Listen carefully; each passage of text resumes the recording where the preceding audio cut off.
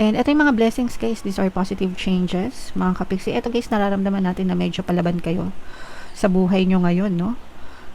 Ibig sabihin ng palaban, medyo mas masipag, mas nagte-take charge, mas nagiging responsable kayo sa buhay nyo, mga kapiksi. And kung ano yung mga pangarap nyo pagdating sa trabaho nyo or pagdating sa negosyo nyo, kung ano man yung source of income nyo, talagang tinutupad nyo guys, no? Kumbaga, nandito yung may plano, may pagkilos sa mga plano.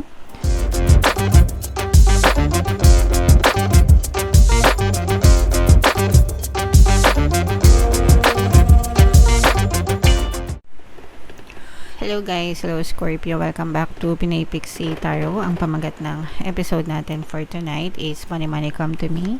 Ito yung ating money reading guys para ngayong March para sa Scorpio, Sun, Moon, Rising Sign, and Venus. So unahin natin tong deck na to guys. Ito yung money manifesting technique para sa inyo. So meron tayong desire mga kapiksi. Go window shopping, gaze at all the items you would love to own, imagine using them and enjoying them. Regularly repeating this exercise will help to attract the things you long to have. So kung meron kayong gustong ma-achieve sa buhay nyo or gustong mabili, gustong magkaroon, no, mga physical na, mga material na bagay mga kapiksi, mag-shopping kayo, mag ano kayo, parang kumbaga mag-search kayo, mag-browse kayo ng mga pictures, mag-search kayo online, ganyan. Sa panahon ngayon kasi online shopping na, although meron pa rin namang mga nagpupunta sa mall mga kapiksi, no? Pero kung ano yung gusto nyo, guys, doon kayo mag-focus. Kung ano yung mga gusto nyo mabili hanggang sa magkaroon na kayo nun. Okay, para madaling explain, ikukwento ko na lang sa inyo yung karanasan ko guys, no? So, dati, kung matagal na kayo sa channel na to guys, baka narinig nyo na to sa akin. So, dati gusto ko magkaroon ng hikaw, pero ayokong bumili ng hikaw. Pero gusto ko lang magkaroon ng bago. So, browse lang ako ng browse sa internet, sa mga selling platforms. Uy, ang ganda naman ng hikaw nito. Wow, ang ganda naman ng design na to. So, everyday ko yung ginagawa for like 2 weeks, guys. Pero hindi ako nag-check out, hindi ako bumibili. Tapos, yung friend ko, yung best friend ko, galing Dubai, umuwi siya dito sa Pilipinas. Tapos, ang pasalubong niya sa akin ay hikaw, mga kapiksi. Okay? So, that's how you manifest, guys, no? Kapag meron kayong gusto, kahit hindi kayo gumastos, pwede siyang mapunta sa inyo mga kapiksi as long as wala kayong resistance, wala kayong masyadong balakid guys, okay? And kung kaya nyo na, kung nabili nyo naman, ibig sabihin you have the capability to do so mga kapiksi. Pero kung kahit na hindi kayo gumastos, pwede siyang mapunta sa inyo. So 3 beses na yun nangyari sa akin guys. Hikaw, tapos yung isang friend ko naman jewelry box, tapos yung isa naman Nespresso machine guys. Imagine, napakamahal ng Nespresso machine, pero nakuha ko lang siya ng libre. Binigay siya sa akin ng pinsan ko. Yung pinsan ko nagtatrabaho sa Singapore. Hindi ako nang hihingi guys. Browse lang ako ng browse, no? So that's how manifestation guys, no? Work, minomove ni universe yung mga tao, bagay, sitwasyon sa paligid mo para ibigay yung desire nyo mga kapiksi. So, ang importante doon is palagi nyong ginagawa, palagi nyong ini-imagine mga kapiksi para nai-imprint siya sa inyong subconscious mind guys. And that's how you create your reality. You must see it in your mind first bago nyo siya makita sa totoong buhay nyo guys, okay? Alright, so comment down below if meron na kayong mga na-manifest na ganyan mga kapiksi.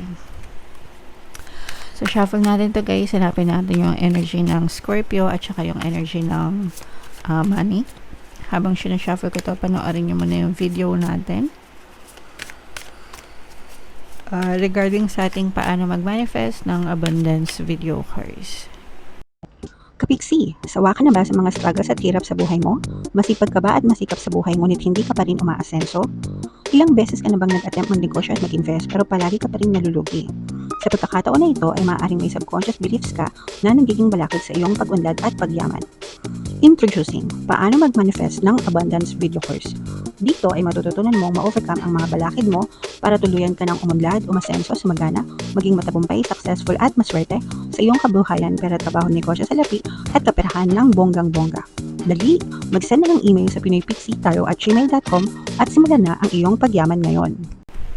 Alright, so sa lahat ng gusto mag-avail ng course guys, meron tayong paano mag-manifest ng abundance video course, paano mawala ang third party, at magkaroon ng harmonious na relationship, paano pabalikin si ex or vice breakup. Sa mga interesado guys, mag-send lang kayo ng email sa pinoypixitayo@gmail.com. And sa mga naghahanap ng pampaswerte guys, meron tayong money shaker jars, at saka itong pampaswerte bracelet. Ito yung WhatsApp number natin guys, i-chat nyo lang ako. May kita nyo rin yan sa comment at saka sa description mga kapixi. So, Scorpio kayo ay na-present ng King of Cups. Meron din tayong presence ng another water sign, Cancer, Pisces, Scorpio, at saka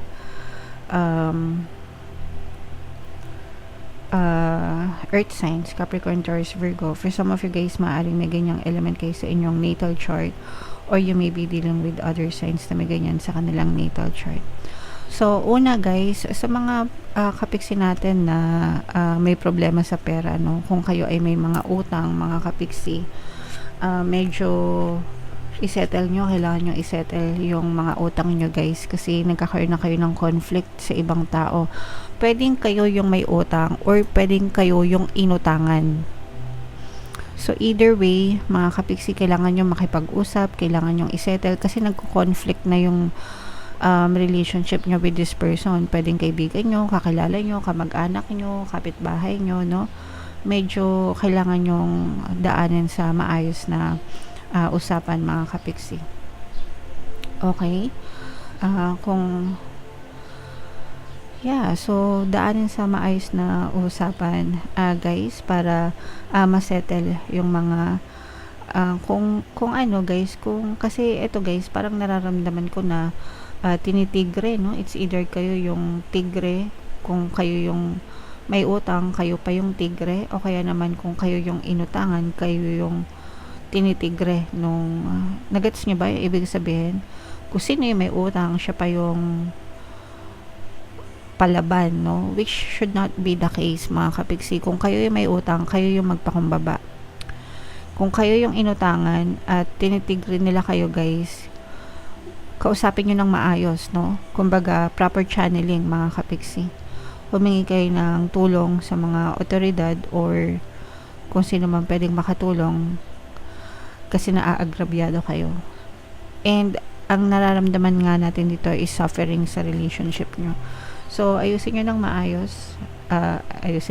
Kausapin ng mahinahon, maayos, para maging ma-okay ang lahat.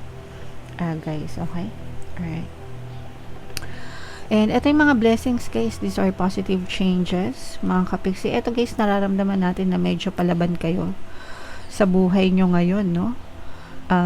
Ibig sabihin ng palaban, medyo mas masipag, mas nagte-take charge, mas nagiging responsable kayo sa buhay nyo mga kapiksi. And kung ano yung mga pangarap nyo pagdating sa trabaho nyo or pagdating sa negosyo nyo, kung ano man yung source of income nyo, talagang tinutupad nyo guys, no?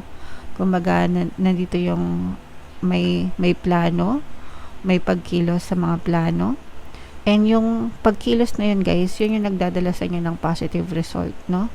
And of course, sabayan nyo ng positibong mental diet, magdasal, and the universe will grant you your wishes. At may mga blessings na matatamasa kayo mga kapiksi, no? Eto guys, nararamdaman natin yung pagiging masipag nyo talaga. Kahit na pagod, kahit na mahirap, nandun pa rin yung pagsisikap. And the universe, hindi naman natutulog sa universe guys, no? Palaging binibigay sa inyo ng universe yung deserve nyo. So make sure na guys, paalala lang, no? Make sure na kapag masipag kayo, and kapag nagdadasal kayo, importante yung positibong mental diet, sinasabay nyo, para hindi masayang yung mga effort nyo. Kasi kahit na anong sipag nyo, pero kung negative kayo guys, kinakancel nyo lang yung mga effort ng kasipagan nyo, wala din kayong makikitang resulta. Okay? Pero ito guys, nakikita natin yung pagiging positibo nyo rin, no? So, meron kayong burning desire sa puso nyo para matupad yung mga gusto nyo. Ituloy-tuloy nyo lang yan, guys. Talagang super pagpapalain kayo. Merong ipapadala sa inyo si universe na magiging daan, no? May mga taong tutulong sa inyo. Sila yung magiging daan para sa pagtupad ng mga dreams nyo. Unti-unti, no? Mga kapiksi. Alright? So, yan, i-mind nyo na yan. Mga blessings na yan, positive changes. Itong mga tulong, mga kapiksi, i-mind nyo na yan sa comment section. Ito yung stress na nakikita natin sa utang, guys. Sabi ko nga sa inyo, guys, no? Kausapin nyo ng maayos, mga kapiksi. It's either kayo yung umutang or kayo yung may utang. Whatever the case sa inyo, makipag-usap ng maayos para masettle, kasi parang lalong lumalala habang tumatagal, mas lalong lumalala yung sitwasyon, guys. Okay? Alright. And ito naman ay brand new beginning para sa iba. Brand new beginning, recovery, guys, no? Pagbangon ulit, recover ulit, lalo na kung nagdanas kayo ng financial problems. Again, yung mga may utang, no? Pwedeng sa inyo rin ito, na makaka-recover din kayo sa mga pinagkakautangan nyo. Pero kailangan nyo ng sipag at tiyaga, guys. At saka sabi ko nga, may tutulong sa inyo, mga kapiksi. So, okay lang na may tumulong sa inyo, pero kayo din dapat yung unang tumulong sa sarili nyo, guys, no? Ayusin nyo yung buhay nyo, ayusin nyo yung pattern nyo, yung pag-iisip nyo, ayusin nyo lahat, guys, no? Para matulungan nyo yung sarili nyo. Hindi pwedeng nasadlak kayo sa lusak tapos nega-nega pa kayo. Hindi talaga magbabago yung buhay nyo, guys, kapag ka ganun.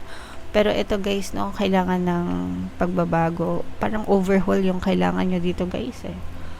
Lalo na yung baon-baon sa kahirapan, guys. Kung gusto nyo magbago yung buhay nyo, mga kapiksi, unahin nyo yung mindset nyo, yung habits nyo, yung energy. Everything is energy, mga kapiksi. Kung mabigat yung energy nyo, mabigat yung buhay nyo, at hindi nyo yan binabago, patuloy na magiging mabigat yan. So, you have to cleanse lahat, guys, no? Yung isip nyo, yung ugali nyo, yung environment nyo, yung surroundings nyo, lahat baguhin nyo, mga kapiksi. Okay? Kasi yung iba sa nyo, parang nararamdaman ko na parang ang bigat-bigat ng buhay nung iba sa inyo. So, kailangan nyong ayusin yung buhay nyo, Scorpio. Okay? Alright. Pero ito, guys, no? Ito yung mga positive change na pwede nyo ma-experience, mga blessings, positibong pagbabago. Itong positibong pagbabago dapat sa inyo manggaling, mga kapiksi. Okay? Alright. Ito yung ating 2026 kapalaran, guys. Ito naman yung ating success stories ng paano mag-manifest ng abundance video course. Panoorin nyo ito, guys. Paano shake your jars. Thank you for liking, sharing, and subscribing. See you next time. I love you all. Have a nice day. Bye-bye.